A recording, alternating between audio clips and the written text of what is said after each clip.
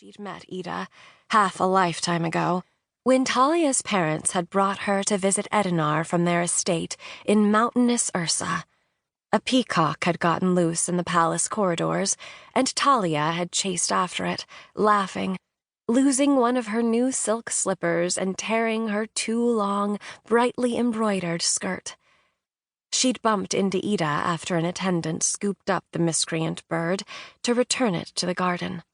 The other girl stood there frowning like an old lady, even though she was a gangly girl of 11. "It's unseemly to run in the Emperor's halls," Ida had told her. "You disrespect His Imperial Majesty." Talia stammered an apology, but it didn't seem to be enough. "Who are you?" Ida demanded. "Talia Dalseda of Ursa. Who are you?" "I'm the Countess of Ivala," Ida said coldly. "Didn't you ever learn to show deference to your superiors?" Talia didn't know what to say. She was the daughter of a countess, which made them equals as far as she could tell, and she hadn't known then that this girl, barely older than herself, was governor of the entire province of Ivala. So she'd dropped a confused curtsy and run back to her parents as quick as she could, hoping her path would never again cross with the severe child countess. But it did, and far more frequently than Talia could have imagined.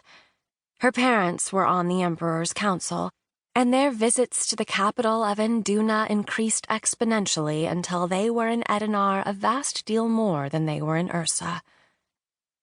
Talia had to attend lessons with a dozen other courtiers' children, spending nearly every day shut up inside, working through mathematical equations or memorizing historical facts or learning to dance, sew, draw. Ida was at every lesson, as she was considered too young to live in Ivala and govern the province on her own without a proper education, a fact that she deeply resented. She'd become countess at the age of 9, when both of her parents had died of a vicious fever, but had been living in the palace ever since. She was also rumored to be the Emperor's bastard daughter. Talia had asked her father what that meant, and his answer both embarrassed and fascinated her. Ida's mother had grown up in the palace and was a favorite of the Emperor. Her hasty marriage to the Count of Ivala and Ida's birth barely 9 months later had caused more than one raised brow. Whether it was true or not, Ida certainly considered herself royalty, and her opinion of Talia had never improved since that day with the peacock.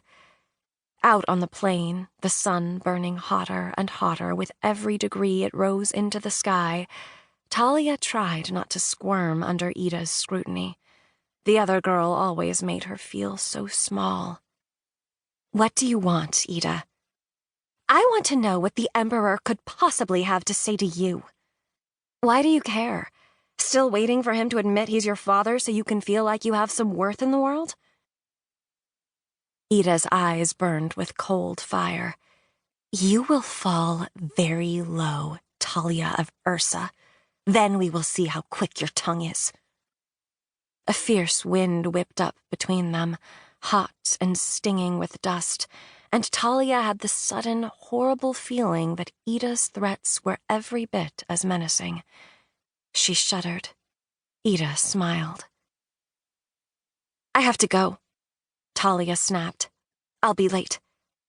Ida made a little mocking half-bow from her saddle. "Then go, and gods keep you."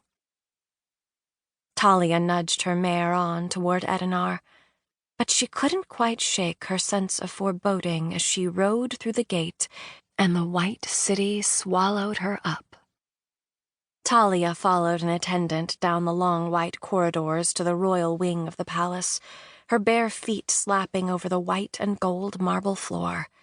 She hadn't had time to call an attendant to fix her hair or line her eyes with kohl, but at least she'd managed a hasty bath.